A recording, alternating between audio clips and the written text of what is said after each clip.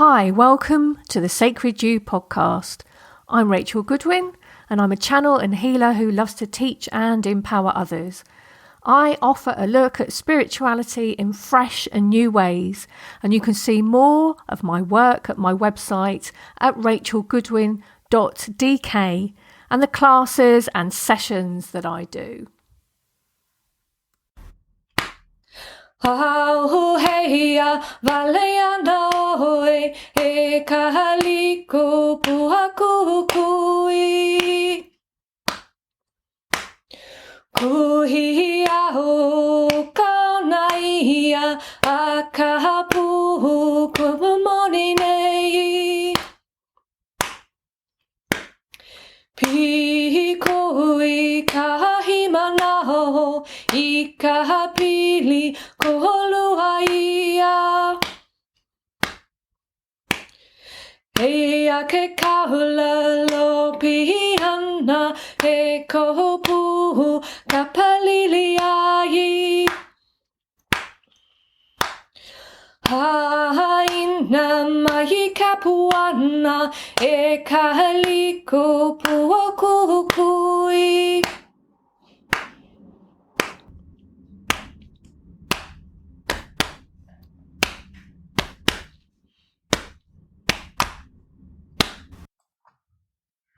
Welcome everyone to today's episode of Sacred You. My name is Rachel Goodwin, and today we are interviewing the wonderful Mercedes Kirkel, who I have been fortunate enough to be doing a wonderful course in.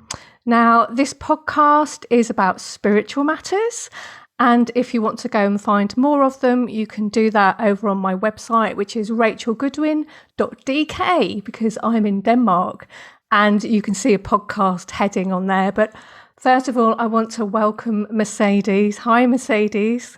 Hello. Thank you so much for having me. Oh, it's so lovely. It's so lovely to have you. For those of you who don't know Mercedes, I'll give a little introduction.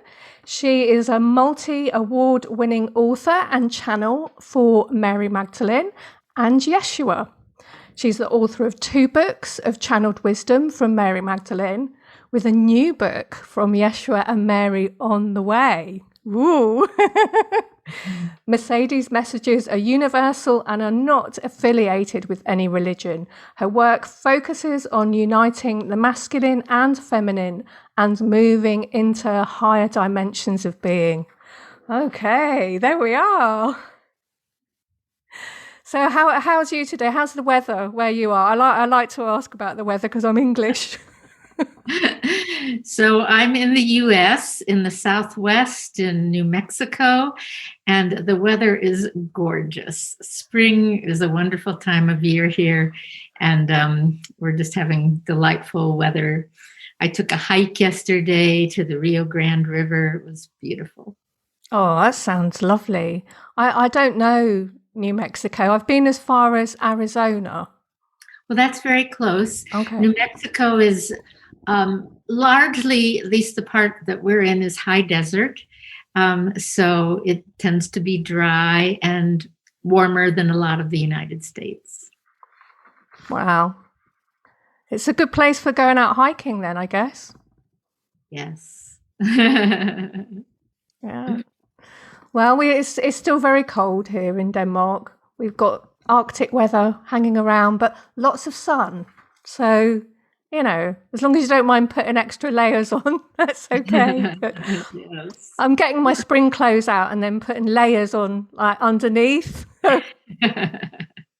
That's what you have to do in Scandinavia. So there we go.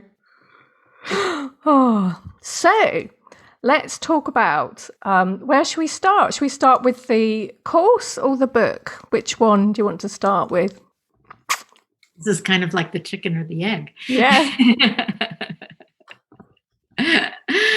Well, maybe we should start with the book since that came first. Okay, let's do that.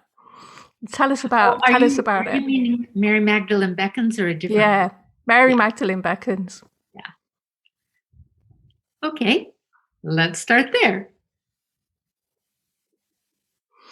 So, how did it come about? Well, it's from my point of view now, it's a long story, but I can give the short version. The fuller version is on my website, so people can go there and see more if they're interested. But the more direct version is that I was living in Hawaii, and I had the sense that my life was in the process of changing, that it was going to become completely about spiritual work, and that specifically it was going to involve channeling. But I felt like I didn't know how to channel. And what channeling meant to me was receiving messages from spirit, which I had received messages from spirit my whole life. But to me, channeling was more than that. It was two things. It was being able to receive messages for others, which all the messages I had received up to that point were just for me.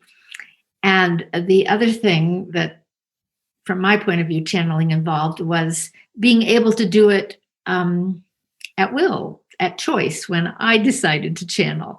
And I didn't know how to do that. All the messages I received seemed to come spontaneously, or, when spirit decided. Didn't feel like I was at choice. So from my point of view, I didn't yet know how to do channeling, but I thought that's what my work was about to become.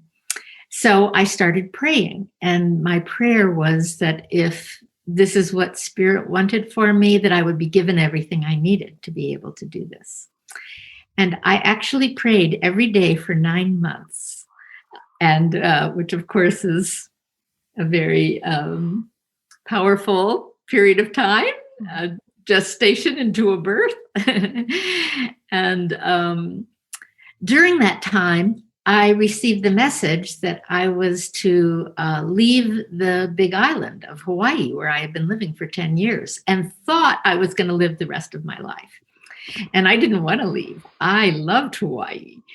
And so I checked out this message 3 times. I asked, is this correct? Am I understanding this correctly? And all 3 times I got the answer, yes, you're supposed to leave. So I decided to follow it, because whenever I had followed messages from spirit in the past, they had always turned out for the best, better than anything I could orchestrate on my own. So I took a few months, completed all my business and life matters in Hawaii, and left. But the message hadn't told me where to go. And I didn't know where to go. So I went to spend time with my family on the mainland of the US. And it turned out that my parents, who were aging, were both needing some extra help at that time. And I was very glad to be with them and to offer them my help. So I spent about four months helping my family. And during that time, periodically, I would ask Spirit, okay, Spirit, where's my new home?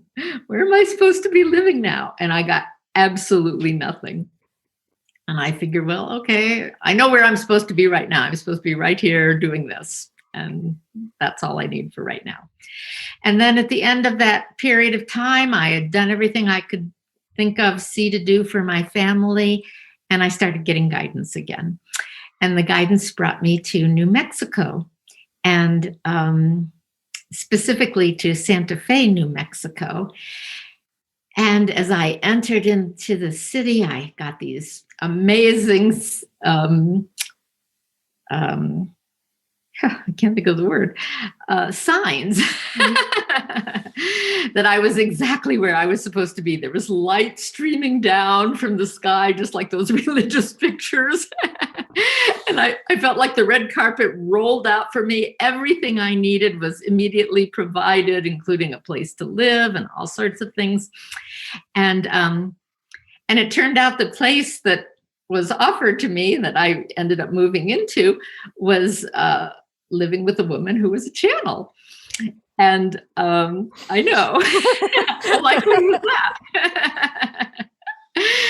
And so at one point she said to me, "Are you an author? Have you written books?" And at this point I hadn't. And I said, "No." And she said, "Well, you've got books hanging all over you. Maybe you should think about writing a book."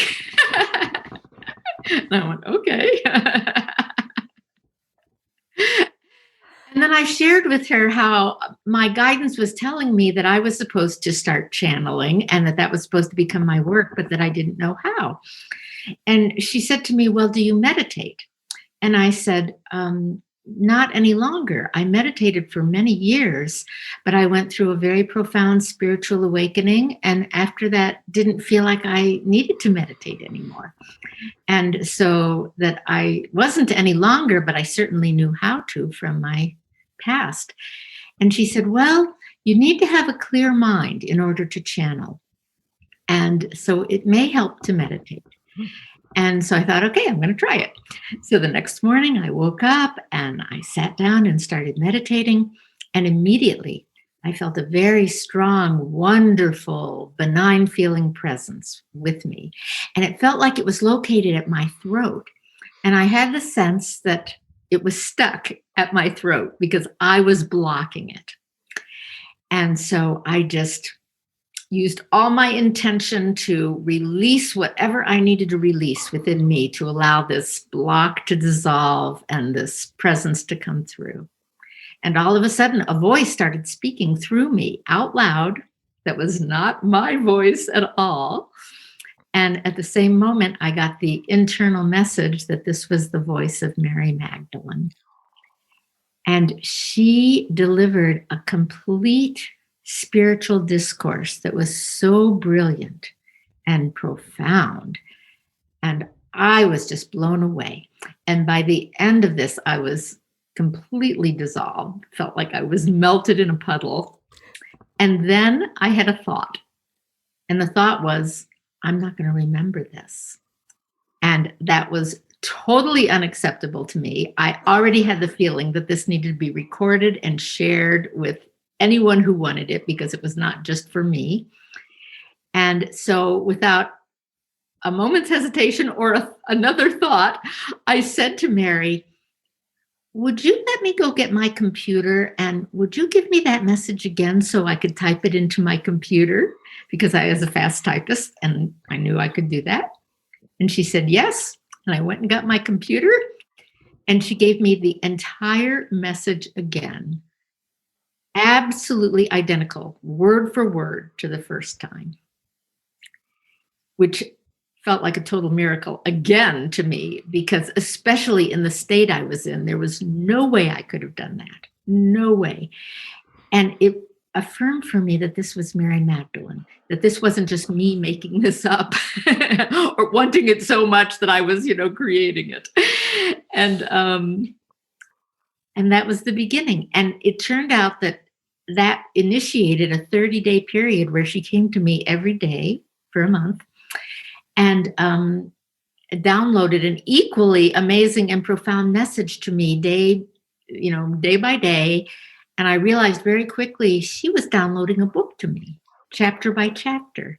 And that was the book that became Mary Magdalene Beckons. Wow. So that was the start of your channeling adventure. That was the start. And something happened with that moment where it's like it opened up a doorway within me. And after that, I could do exactly what I had wanted relative to channeling, which was I could channel at times that I decided at will, and I was able to channel for other people.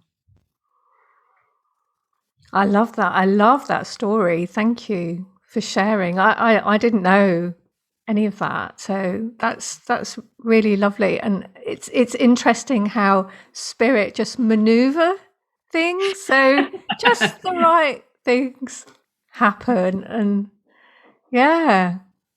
And, even that 9-month period, it was like there were things that I needed to do in my life first that had to be completed before I was ready. Yeah. So it was all just perfect. So how long ago was that now? That was in 2010. So that was 11 years ago at this point. Yeah.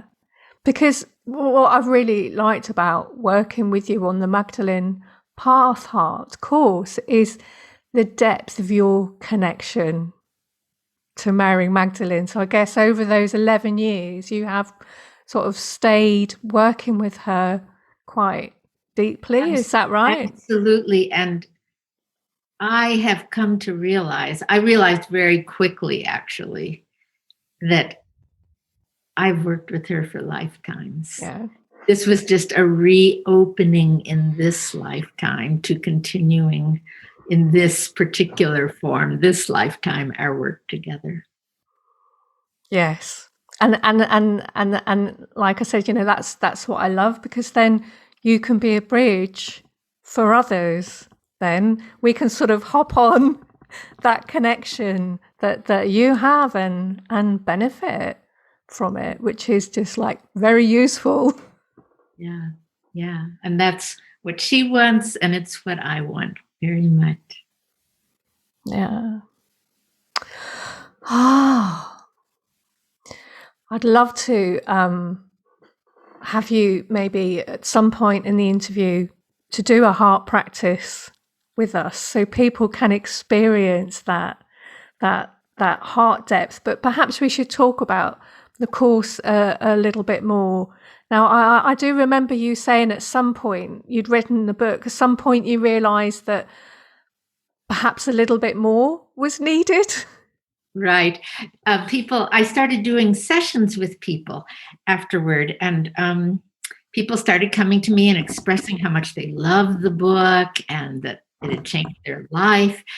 And then I was helping them to apply it in their life. And when I would ask them to engage the process, I saw that they didn't really know how to do it. And even though at some level they had very much connected with it, at another level, it was still not fully available to them. And so that's when I decided to start teaching the course to help people with really understanding in very practical life ways what Mary was talking about and what it would be to apply this as an ongoing spiritual practice in our life. And that's what the Magdalene Heart Path is. That's what the Magdalene Heart Path is. It's a spiritual process that we engage, and the course is helping people to understand, the foundations of that, so they can start to work with it and grow with it. And it is a very practical thing. So for people who don't know about it, I guess I'd just like to talk a little bit about my experience with it. So in my life, I'm 50 now. In my 20s, I was a psychiatric nurse. I kind of specialised in something called psychosocial nursing, which is based on therapeutic communities, and they were set up after the First and Second World Wars by psychoanalysts. So they were run in a very psychoanalytical way. And I really loved working like that. And I did that for a number of years, and I did some training. I did a foundation course in to be a group conductor in group psychoanalytical psychotherapy. And I loved that. There's a lot of heart connection there, and I loved it. But ultimately, in the end, I decided that it was not the path for me, because and since doing the work with you, I've realized my brain is still very, very analytical. I could say a lot of clever things and people would go, "Oh, isn't that clever?" But I wasn't sure how healing it was to be so clever about things. And that was when I started on my healing path. My mother passed away. I had a Reiki initiation. All of these things just sort of opened me up energetically and put me on a completely different path. But I have done a lot of training in counselling and psychotherapy, and I've spent hours and hours with clients working. both in the health service and, as an alternative therapist. And I've always been longing to get back to that heart-centered place. And I love the work that I do now. It's not that I regret what I do, because I think we've all got our own calling, haven't we? And I work with Ascended Master Sarah, who I see as Mary Magdalene's daughter. But the work that I do is channeling her wisdom, and a lot of it is very, very esoteric. And I've really missed this deep heart connection. And to me, I'm so happy that I've come full circle again and been able to find that heart connection kind of back in the paradigm that I'm in now, really. So I have a sense of completion. I also have a sense that I need to come and keep sitting in the support group with you every month, Mercedes, because it's like, I can't learn this with my mind. It's no good me reading your book. It's not enough. I need to watch you modeling it. And it's like, when you're modeling how to do it, it's so profound, Mercedes. And it's like my whole body is listening to you. All of my senses, everything is just understanding it. And even though like I haven't got it yet, because it's so much work to like take yourself out of the patterns of a lifetime and a culture, and you have to really just practice over and over again. I'm so happy that you're offering that support group, because I know this is like my way of like learning it, and I really want to learn it so much. Thank you so much for everything you shared. It's to me, it's so wonderful to hear. And I think for many, many people will very much relate to what you're saying. And I really, really appreciate it. Part of Mary Magdalene's teaching is in the lineage of the divine feminine, very, very much. And part of her work was to be the divine feminine complement to Yeshua, who was bringing the divine masculine. And because our world for millennia has been so oriented to the masculine and has tended to be suppressive of the feminine, Mary Magdalene and her teaching and the part that she was holding got suppressed. They couldn't cut it out. Thank goodness. The feminine survived. And part of what Mary Magdalene and Yeshua said was that they knew that the world wasn't ready for her, for the feminine altogether, and for her teaching, and that it would be 2,000 years before we were ready, and that this is the time now. And so, as a spiritual teaching, this is relatively unheard of in our world. And part of her spiritual teaching and part of the feminine teaching that she's bringing is that everything that's happening in our life is part of our spiritual support. It's helping us to grow spiritually.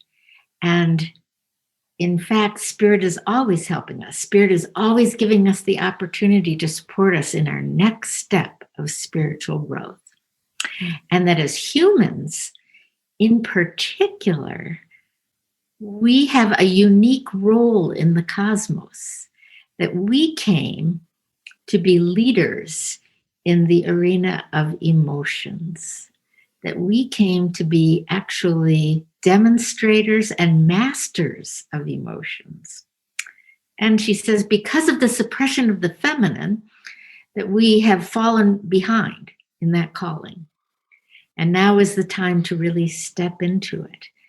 And so what she is suggesting is that of all the things in our life that we can look to for our spiritual growth right now, the one that tends to be strongest for most of us is our emotions. And in our Western world, especially our developed world, emotions have been largely put down.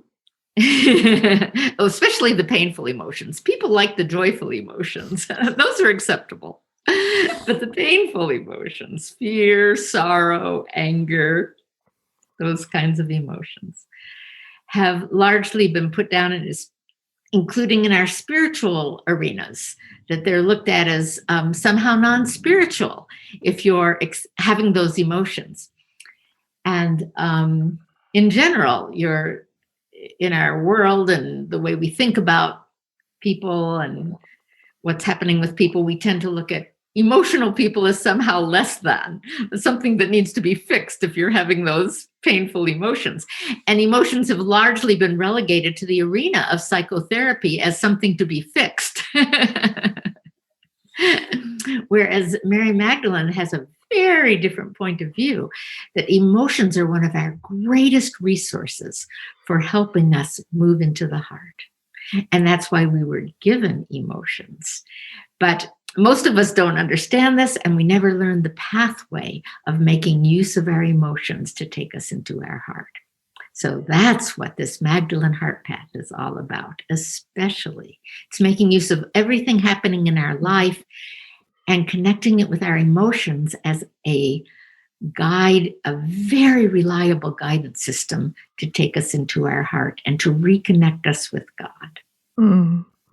And it's such a beautiful process to experience that connecting to the emotion, and then the process of connecting to the inner divine quality. So we're actually connecting to our inner divinity, and to have that all at once, it's just like, oh, the goodness in it. It's just absolutely scrumptious, and it's like every part is going, yes, yes. It's what we're all fundamentally longing for. Yeah. That divine union is so wonderful.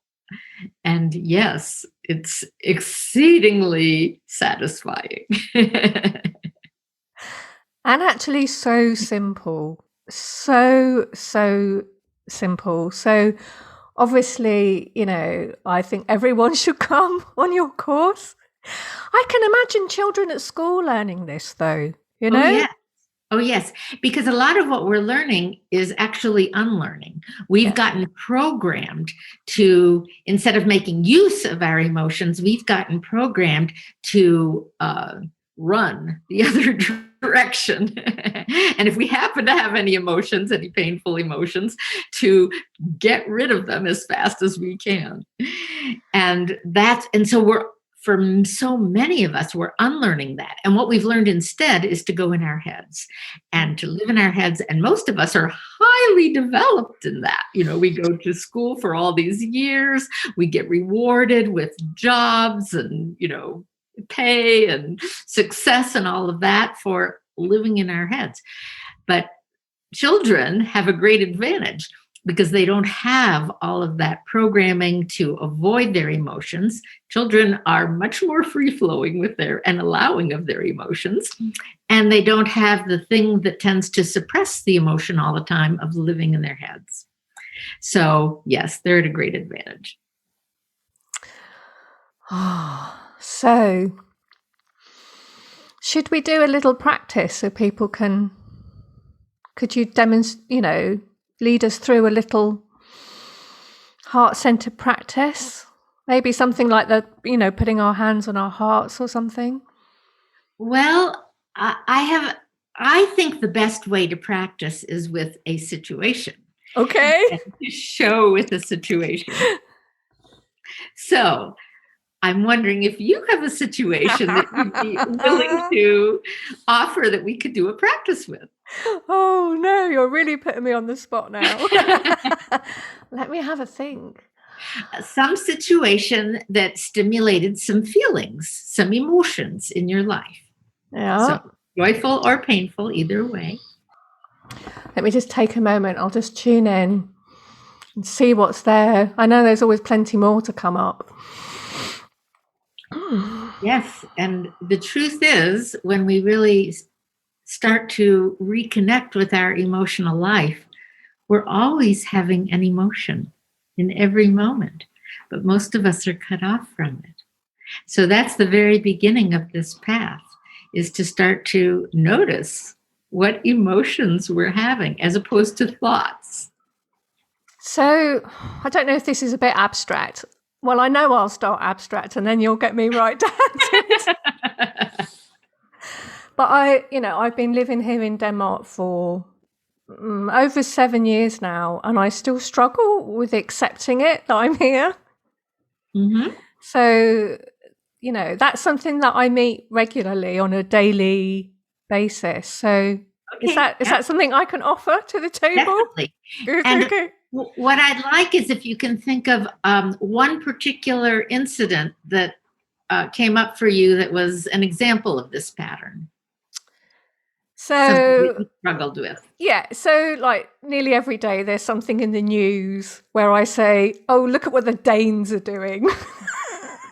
Okay. So what's the last thing of something in the news that you can remember that we could work with? So well, today they've rejected the AstraZeneca vaccines, and now they're rejecting the Johnson & Johnson vaccines.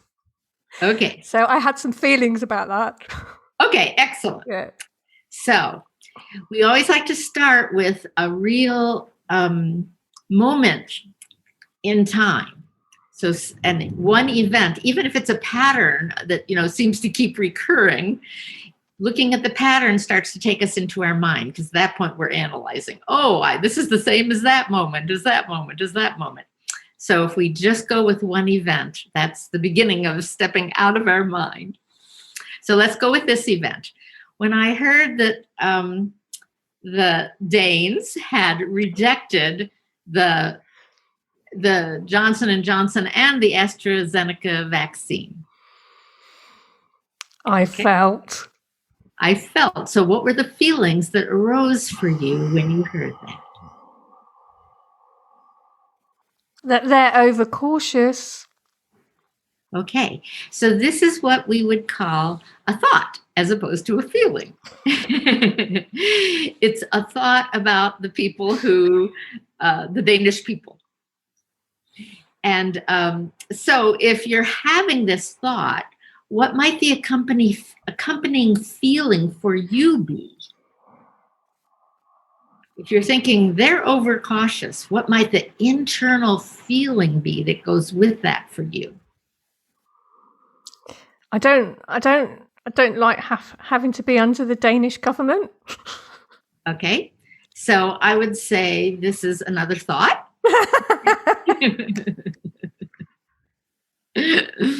Okay, so and it might be a slightly different feeling.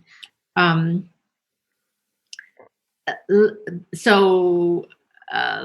go with the first feeling first. So they're being overcautious. Let me make some guesses. And you can just be very simple about it. Just say yes, no. Oh, no, it's not that. It's really this. So when you think they're being overcautious, are you feeling frustrated? Yes, I am feeling frustrated because I want to be able to travel to the UK and see my son, who I haven't seen for a really long time. Aha. Okay. So I hear a frustration behind that thought of their being overcautious. Yeah, and I'm angry as well. That's what my second guess was. That there was anger there. Maybe resentment. Yes. Resentment is a kind of anger. Yeah, I resent that I can't do anything in my situation. I can't control anything. Yes. So that's another thought there. I can't do anything. I can't control anything. I would say those are thoughts. But the feelings I'm hearing are frustration and resentment. Does that feel right? Yes. Okay. So I call feelings part of our inner GPS. They're guiding us to something. And what they're guiding us to is one of two things. If they're painful feelings, They're guiding us to part of our inner divinity that we've gotten cut off from. If they're joyful feelings, they're guiding us to part of our inner divinity that's being fulfilled, that we want to celebrate. So in this case, I would say you're having painful feelings, frustration and resentment. I consider those painful.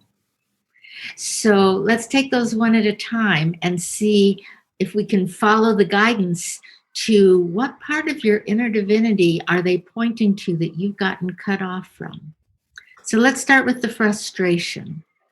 What beautiful part of your inner divinity is that telling you that you're longing for, that you're not getting fulfilled in this situation?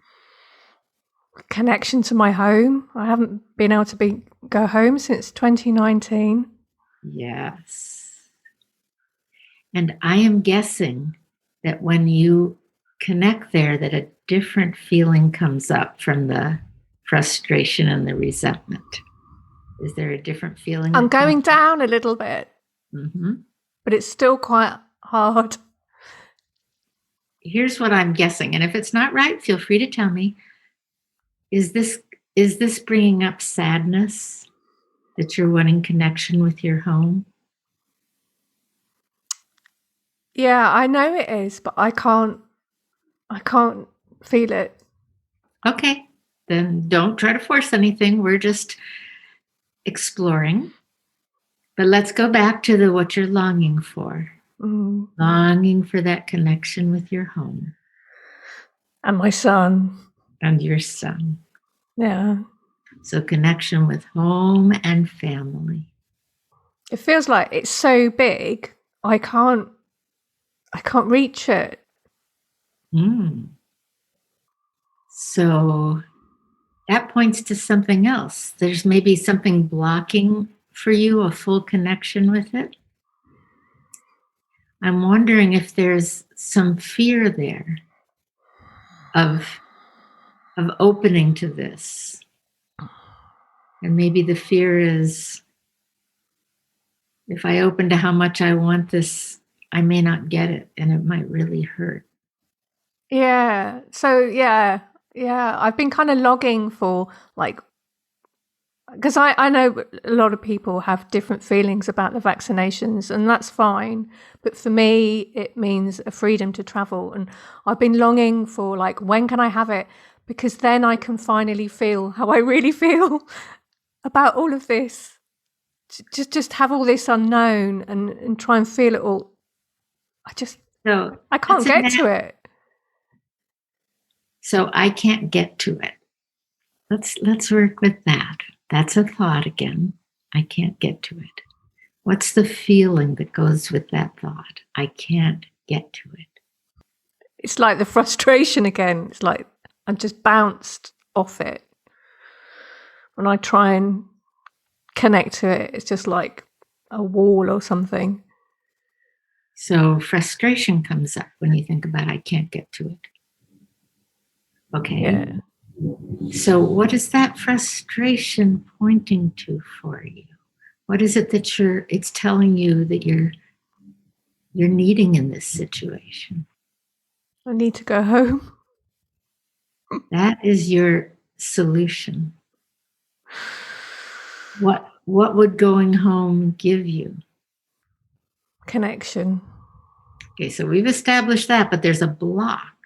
There's something blocking you. Because when you think about that connection with home and family, what comes up is, I can't go there. Yes. So we need to work with this intermediary here, this block. So I can't go there.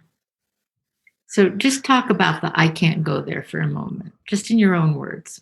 I mean, I find it even hard to imagine that I can go there again, even though I know that's logically untrue. That's how I feel. No, that's what you think. Yes. So when you say I can't go there, you mean I can't go home. Yeah. Like I'm being stopped, like somebody's stopping me. Okay. So somebody's stopping me. I can't go home. And then the feeling that goes with that is Frustration. I'm wondering if it's stronger. I'm wondering if it's rage. Mm. Yes. Yeah, I think that could be there. Can you allow that? Can you allow yourself to be with that feeling? I feel rage that I can't go home, that someone's stopping me. It's really hard. It's really hard. I don't feel like I've got anywhere to direct it. At this moment, I don't need you to direct it anywhere. I just need you to be with it. And if it's not accurate, let's change it to what's really true for you, if that's not really quite the feeling. Perhaps I think I want someone to be angry at, and then I could get it That's out. your thoughts about it. I That's know. your thoughts about it. Go under the thoughts. Stay with the feeling. Do you feel rage when you think about that you can't go home because you want to be in control of your own life and choices? I can feel myself going down into something. Okay. Oh.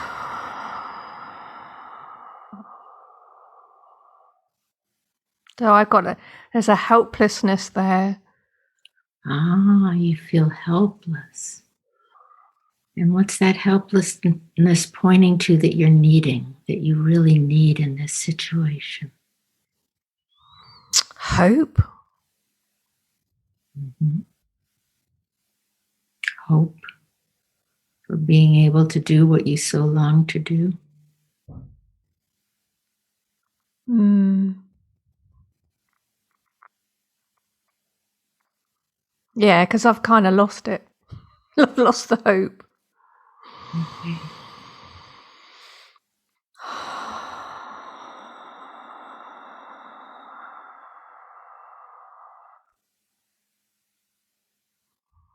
So I'm going to ask you to do something, some inner work.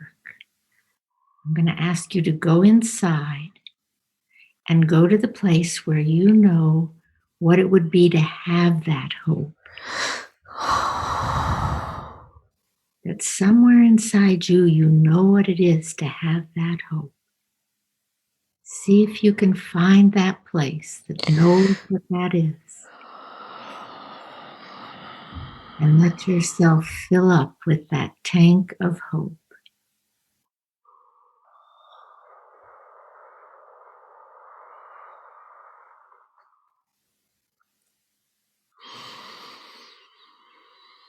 It's starting to come through. It's like the first rays of sunlight sort of coming down into a dark cave.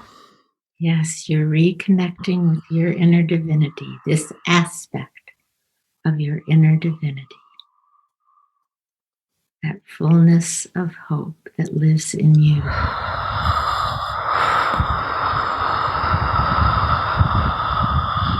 Oh, wow.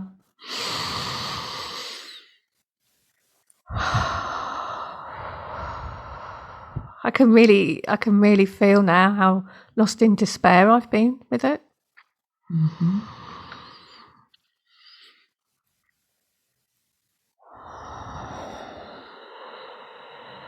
And I haven't known what to do with it, so I've just like covered it all up. Right. In a cave. Right.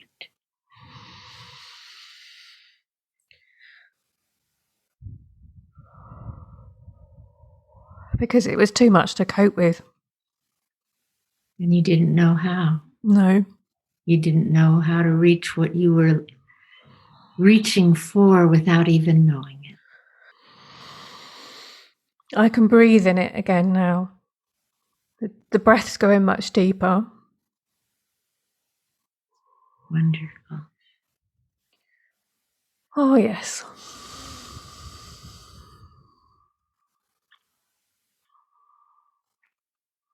Thank you so much.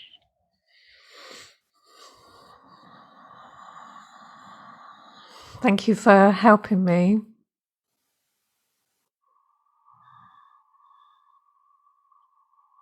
I strongly believe every time one of us connects with our inner divinity, it changes the energetics for everyone. And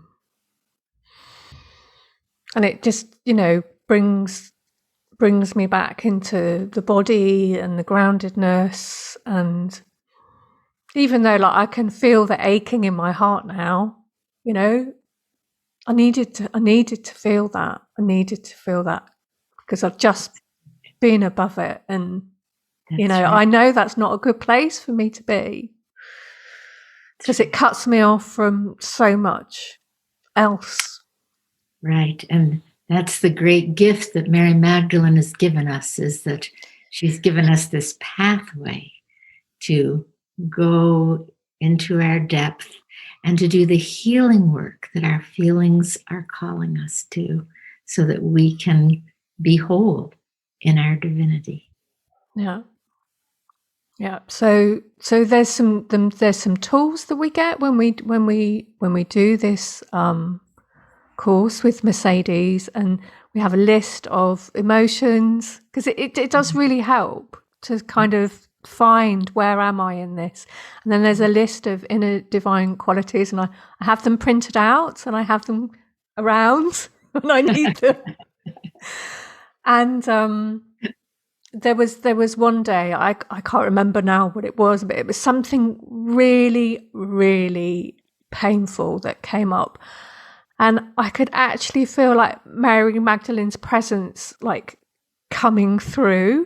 And I know they're just bits of paper with things printed out on them, but I almost feel like just holding them and having learnt it from you, that connection with Mary Magdalene has just multiplied, because I have had a connection with Mary Magdalene. It's not that I haven't, but now it's become something so much more. She was the space that was holding me so that I could grieve and cry. And that's so important, because, I didn't have a parenting experience where my parents could do that for me. And despite all the therapy I've done, and there's been a lot, and healing and so on, I've not been able to, recreate. And a lot of therapists say, oh, well, early childhood is very difficult, blah, blah, blah. Mary Magdalene was there, and she was being that divine feminine, that mother that I needed to cry into. And I was just so grateful to you for having provided that key, and to Mary Magdalene, for being that archetype. It's like, thank you. Now I know I can be with what I need to be when I need to have it, because she'll be there. Yes. And in her work with me, she's very clear about that this is her role, is to support us in our spiritual growth. It's not about putting her on a pedestal. It's not even about connecting with her as the other. It's really about her supporting us in being our own divine beings. Yeah. Yeah. That's it. And that's it, because there was nothing sort of glamorous in that situation. There was nothing like, oh, it's Mary Magdalene. It's just like, thank you. Thank you. It's like being held. It's just, it's just so loving. It's just love. It's just love. And that's the ultimate divine feminine manifestation, is absolute love. Mm. Yeah.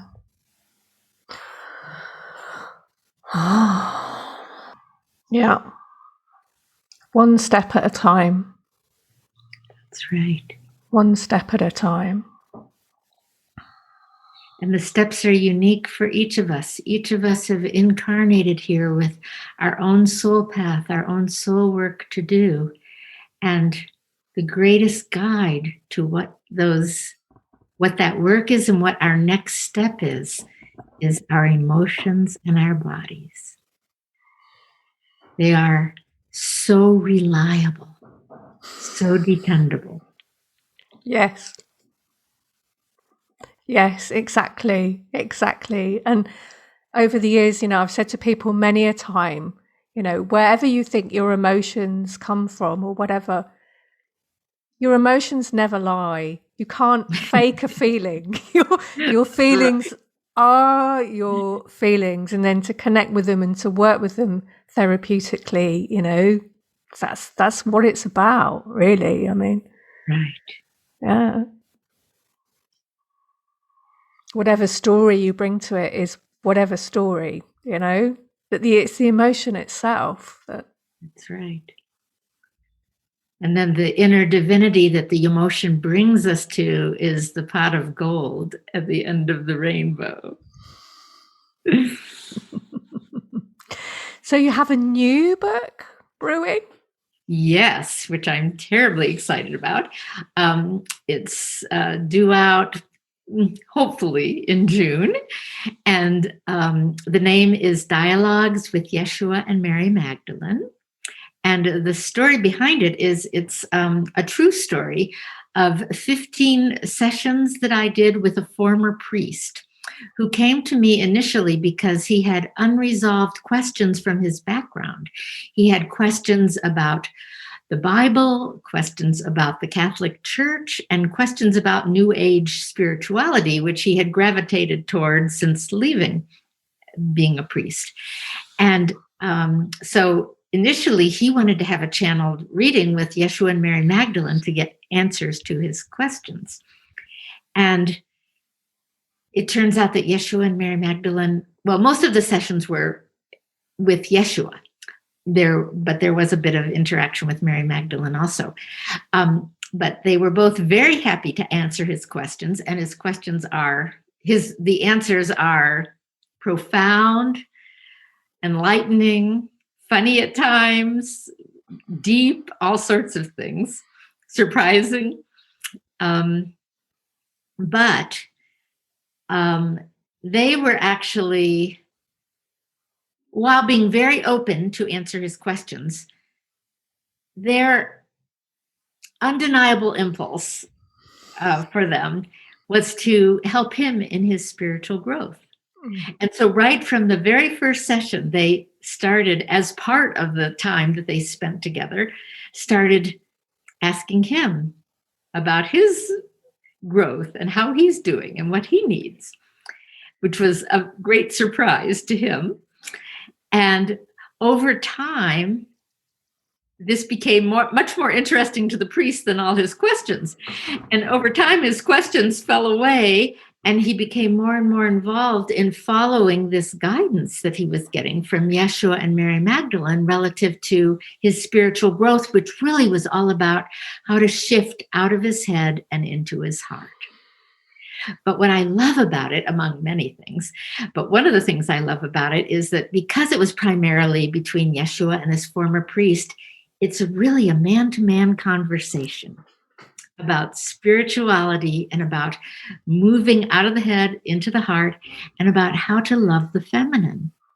Mm-hmm. And it's such a beautiful story and exchange that happens, and guiding him to a beautiful breakthrough at the end, which couldn't have been more perfectly orchestrated.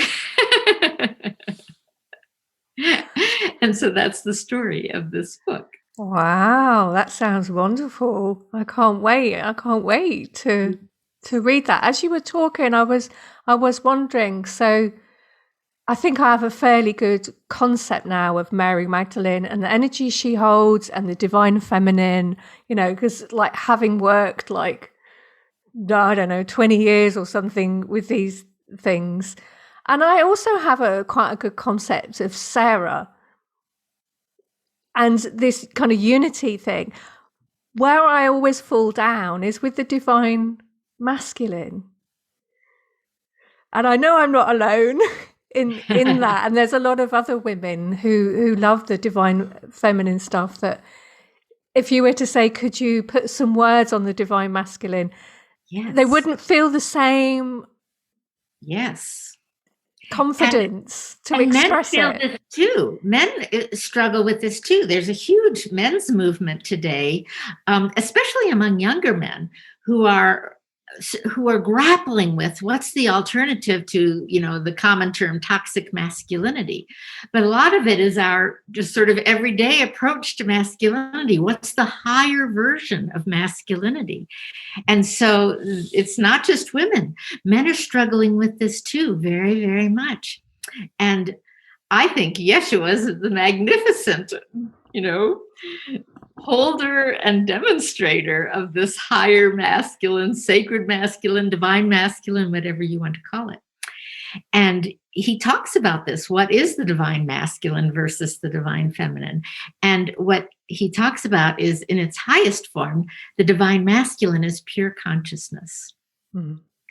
And when we go into meditation, consciousness is the state that we're often seeking to connect with and to develop and grow in when we meditate. It's what's prior to or beyond this everyday world that we live in. Sometimes it's called, beyond space, beyond time. Sometimes it's called the stillness or the quietness or the peace. Many, many names for it. The witness, the self, the true self. But he says this is the masculine, is our consciousness. And so the sacred masculine in its highest form is pure consciousness. Mm. The sacred feminine in her highest form is pure love. Ah, okay. And that they're the complement to each other, that together they create wholeness. That if you have only consciousness, you don't have the life force, the juice. And if you have only the feminine, even only love, without the consciousness, it tends to go into chaos, randomness. But when you have both, consciousness and love, you have the wholeness of our God nature. Mm. Yes. Oh, it's so lovely to talk to you, Mercedes. Thank you. It's most enjoyable to talk with you also. I still got my hands on my heart. It does help me stay in that space. And I love sharing about these things. I've been blessed with, to me, the greatest wealth in the world, this spiritual wisdom and amazing spiritual experiences that have come with it. And sharing it with others is my greatest joy. I love this. Oh, thank you. Now, I just want to tell people that they can find your Magdalene Heart Path video course by going on Mercedes' website. There will be a link to it in the show notes, and have a look for online events. And if you click on there, it'll pop down and there's a video course. People don't have to wait, do they? They can just go straight on it. Right. And I've heard from many, many people at this point who've done the course by the video, and they've told me it's been so powerful and they've received so much from it. So I have great confidence that doing the course, by video is a very wonderful way also. And then once people have done that, then they can join in the ongoing events like our Magdalene Heart Circle, where we go deeper in the process and support each other even further in living from this place. Yeah. And we had a really beautiful group doing just that on Saturday, and I just came away and I went live on my Sarah's Sacred Healing Circle group, and I was just like beaming. People were saying, "You're glowing."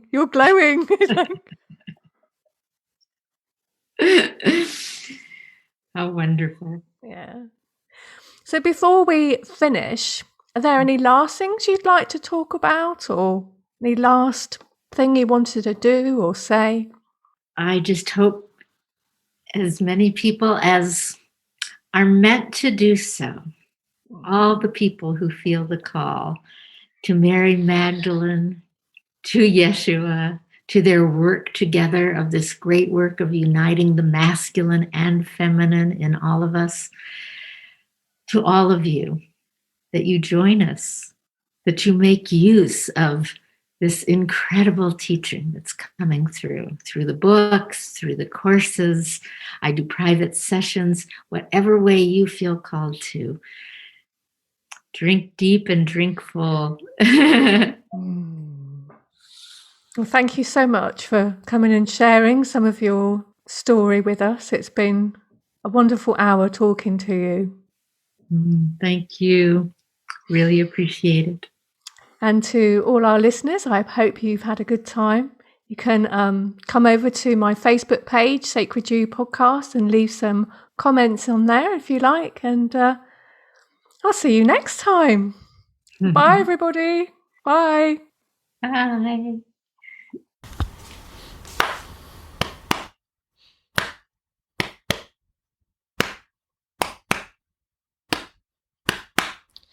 Auheia valeyana oe e kahaliko puakukui.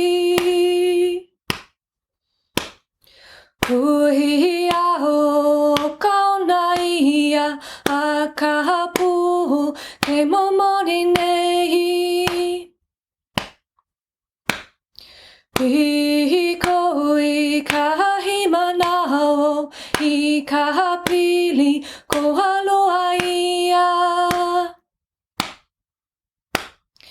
Hea ke kaula lopi ana he kopu kapalili ai.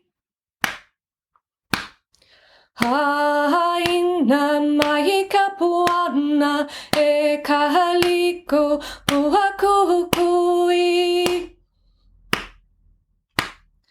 Auheia valeyana oe e kahaliko puakukui.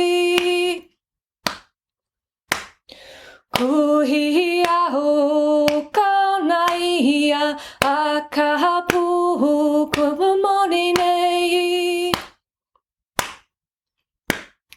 Piko I kahimanao I kahapili koholuaia. Hea ke kaula lopi ana he kopu kapalili ai. Haina mai kapuana e kahaliko puakukui. Auheia valeyana oe e kahaliko puakukui. Kuhia o kaunaia a kahapu ke momori nei. Hiko I kahimanao I kahapili ko haloaia. Hea ke kaula lopi ana he kopu kapalili ai. Haina mai kapuana e kahaliko puakukui.